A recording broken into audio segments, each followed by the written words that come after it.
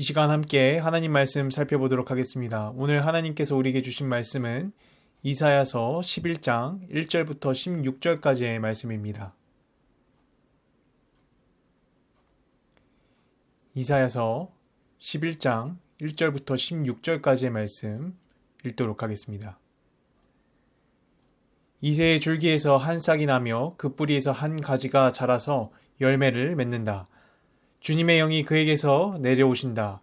지혜와 총명의 영, 모략과 권능의 영, 지식과 주님을 경외하게 하는 영이 그에게서 내려오시니 그는 주님을 경외하는 것을 즐거움으로 삼는다.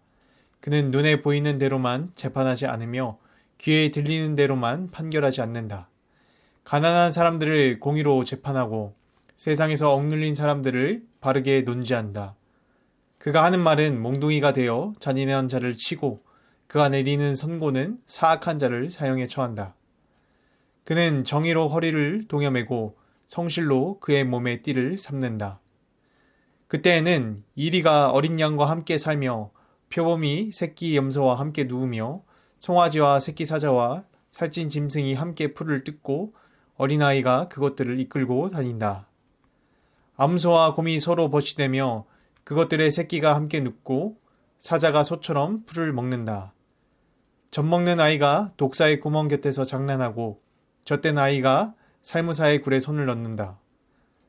나의 거룩한 산 모든 곳에서 서로 해치거나 파괴하는 일이 없다. 물이 바다를 채우듯 주님을 아는 지식이 땅에 가득하기 때문이다. 그날이 오면 이새의 뿌리에서 한 싹이 나서 만민의 깃발로 세워질 것이며 민족들이 그를 찾아 모여들어서 그가 있는 곳이 영광스럽게 될 것이다.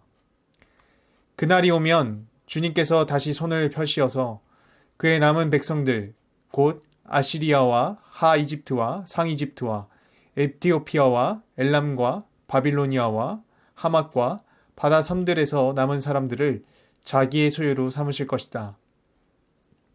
주님께서 문 나라가 볼 수 있도록 깃발을 세우시고 쫓겨난 이스라엘 사람들이 그 깃발을 보고 찾아오게 하시며 흩어진 유다 사람들이 땅의 사방에서 그 깃발을 찾아오도록 하실 것이다. 그때는 에브라임의 증오가 사라지고 유다의 적개심이 없어질 것이니 에브라임이 유다를 증오하지 않고 유다도 에브라임에게 적개심을 품지 않을 것이다.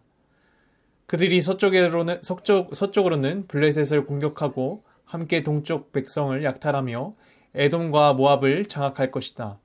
암몬 사람들도 굴복시킬 것이다. 주님께서는 이집트 바다에 큰 물구비를 말리시고 뜨거운 바람을 일으키셔서 유프라테스 강 물을 말리실 것이다. 주님께서 그것을 쳐서 7개월을 만드실 것이니 누구나 신을 신고 건널 수 있을 것이다. 주님께서 남은 백성 곧 아시리아의 남은 자들이 돌아오도록 큰 길을 내실 것이니 이스라엘이 이집트 땅에서 올라오던 날과 같게 하실 것이다. 아멘. 오늘 말씀 가운데에는 회복의 메시지가 나타납니다. 이스라엘을 다시 일으키시는 하나님의 회복의 메시지이죠. 이는 아시리아에 멸망당하는 이스라엘과 그 너머 바벨론에게 망하는 유다를 향해 있습니다. 하나님께서는 이 백성을 포기하지 않으시고 또 회복시켜 주시겠다는 약속을 잊지 않고 하고 계신 것입니다. 그리고 이 백성을 회복시키기 위해서는 기존의 왕과는 다른 통치자가 필요합니다. 사사시대와 사울왕을 걸치며 무너진 이스라엘을 일으키기 위해서 하나님의 마음을 따르는 합한자 다윗을 보내시고 또 선택하신 것처럼 이번에는 하나님 구원 계획에 순종하는 이 다윗의 자손이신 이 예수 그리스도를 보내고자 하시는 것이죠. 1절을 보면 이새의 뿌리에서 싹이 나와 열매를 맺는다고 이야기합니다. 다윗의 자손으로 오신 예수 그리스도를 예표하고 있습니다. 이스라엘이 회복되기 위한 완전한 방법은 예수 그리스도가 오시는 것입니다. 이들이 계속되는 죄악을 완전히 끊어내기 위해서는 완전한 구원자가 필요로 하는 것이죠. 그 구원자는 지혜가 있으신 왕이십니다. 하나님 나라를 회복하기 위해서 하나님의 영으로 다스리는 왕입니다. 이전까지의 통치자는 세상을 정복하며 때로는 폭력으로 제압한 왕이었어요. 아수르가 이스라엘을 정복했듯이 바벨론이 유다를 무너뜨렸듯이 강자가 약자를 마음대로 하며 지배하는 통치자였죠. 그러나 지혜의 왕으로 오시는 그리스도는 정복과 통치보다 순종함으로 회복시키는 왕이십니다. 3절 말씀은 뭐라고 이야기를 합니까? 그는 주님을 경외하는 것을 즐거움으로 삼는다라고 이야기합니다. 하나님 말씀에 죽기까지 순종하심으로 인해서 결국 우리를 죄에서 해방시키셨고 영원한 구원을 선물해 주셨죠. 이것이 바로 예수님께서 보여주신 지혜입니다. 그리고 그 지혜는 평화의 나라로 이끕니다. 6절에서부터 8절까지는 하나님께서 원하셨던 평화의 나라가 어떤 것인지를 보여줍니다. 샬롬의 인사말 같이 주시는 주께서 주시는 평화이죠. 사자와 이리와 양이 함께 뛰어노르며 어린아이가 독사이굴에 손을 넣는다고 할지라도 아무런 해가 없습니다. 본능에 이끌려 사는 짐승조차 서로에게 어떤 해도 가하지 않는 완전한 평화가 임하는 곳이 하나님께서 원하시는 나라이죠. 예수 그리스도가 오셔서 회복시키시고 또 통치하는 나라가 바로 이러한 샬롬의 나라입니다. 주님께서는 순종하심으로 평화를 보여주셨는데요.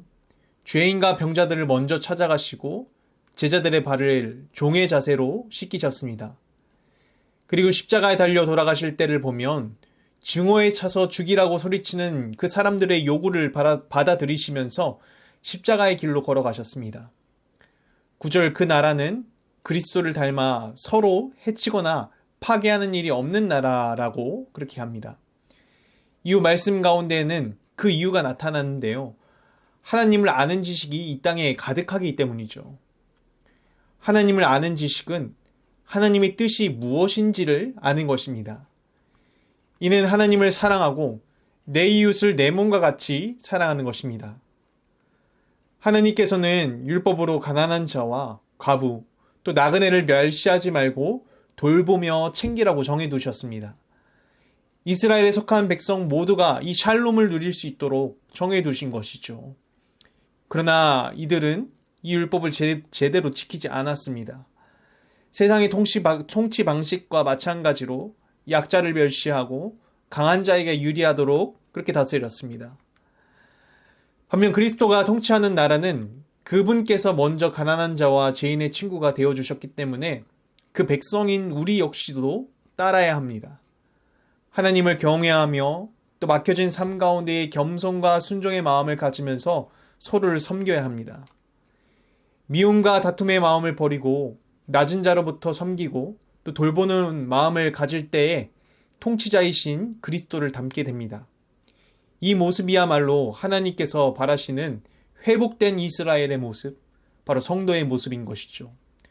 바라기는 샬롬의 마음이 우리 가운데 있기를 바라며 섬김과 순종으로 나아가는 성도가 되기를 소망합니다. 이어 하나님께서는 주시는 그 회복의 범위가 어떤 것인지를 나타내는데요. 지혜의 왕이신 그리스도가 통치하는 나라는 이스라엘을 넘어서 온 열방을 통치하는 나라입니다. 10절 말씀은 앞서 나는 회복과 평화의 나라가 이스라엘 한 민족에만 머물지 않는다라는 것을 분명히 보여줍니다. 이새의 뿌리에서 나신 그리스도께서 만민의 깃발로 우뚝 서시고 열방이 그분을 찾아옵니다. 십자가에서 완성하신 이 구원은 유대인만을 위한 것이 아니었습니다. 모든 민족, 모든 이방인을 향해 활짝 열린 구원이었죠. 그래서 그리스도의 통치가 임하는 곳에는 국경도 없고 혈통도 없고 신분의 벽도 무너지게 됩니다. 오직 그리스도를 향한 믿음 안에서 하나로 묶여지는 새로운 백성인 교회가 세워지는 것입니다. 11절부터는 하나님께서 다시 손을 펴시어서 이 흩어진 백성, 남은 자까지 불러 모으신다라고 말씀을 하십니다. 하나님을 모욕하였던 또 이스라엘을 공격하였던 이 아시리아도 결국 주님께로 돌아와 경배를 하게 되며 또 이들을 두려워 이집트와 세상 곳곳에 흩어졌던 이들도 하나님께서는 잊지 않으신다라는 것이죠. 마치 출애굽 때에 홍해를 가르시고 백성을 건지셨던 것처럼 다시 한번 구원의 큰 길을 여시겠다라고 약속하십니다. 이것이 바로 우리를 향한 하나님의 마음입니다. 죄로 인해 흩어졌던 또 멀어졌던 우리를 예수 그리스도 안에서 다시 불러 모으주시고 하나님의 백성으로 삼아주신 것이죠. 그러므로 오늘 우리가 붙들어야 할 소명은 분명한데요.